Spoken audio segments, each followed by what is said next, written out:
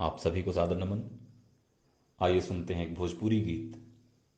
रचना है प्रिय अनुज सुशांत कुमार शर्मा जी की। जितना उत्कृष्ट वो लिखते हैं उतना ही मनहर गाते हैं।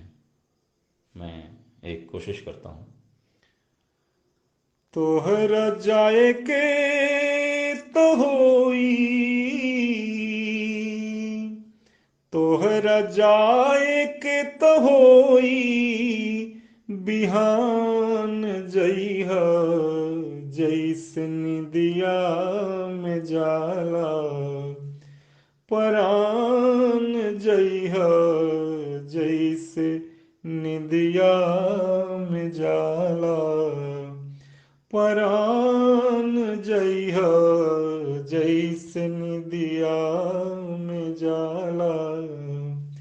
राति जब देखे लागे भोर के सपनवा, धीरे धीरे चूमी के निनाइल नयनवा।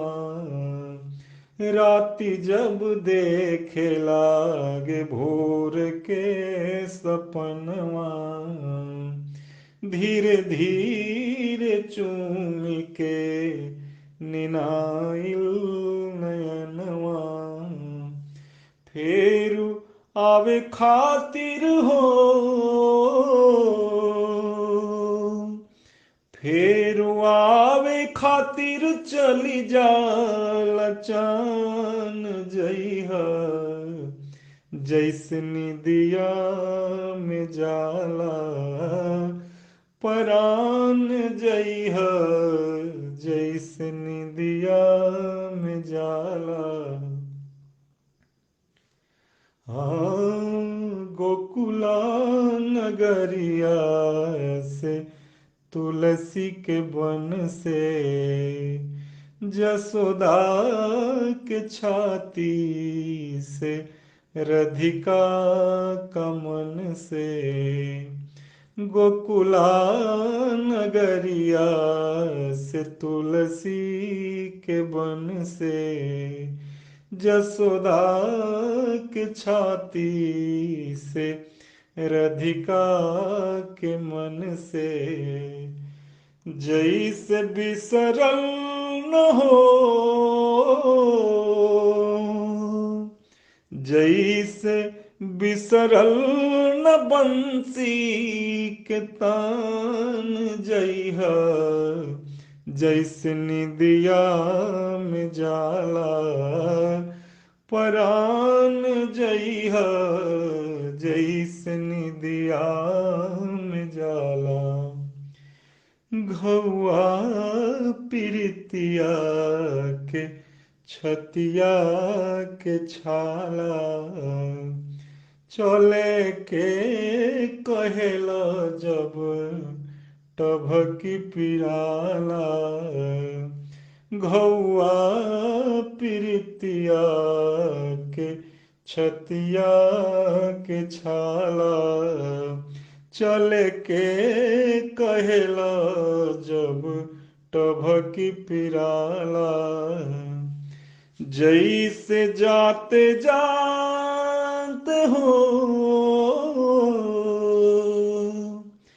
जैसे जाते जाते जाला निशान जइहा जैसे निदिया में जाला, परान जइहा जैसे निदिया में जाला। और का मनोहार बा कि जिंदगी में आवे जब सुख के समैया, अखिया के लोरवा में धूलि के मुदैया।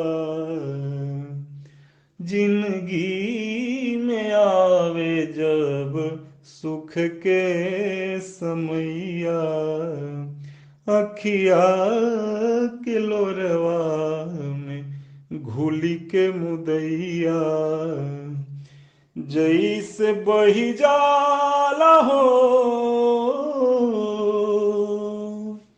जैसे बही जाला दुखवा पुरान जइह, जैसे निदिया में जाला पुरान जइह, जैसे निदिया में जाला। तोहरा जाए के तो होई, तोहरा जाए के तो होई, बिहान जइह, जैसे निदिया में जाला परान जइह, जैसे निदिया में जाला।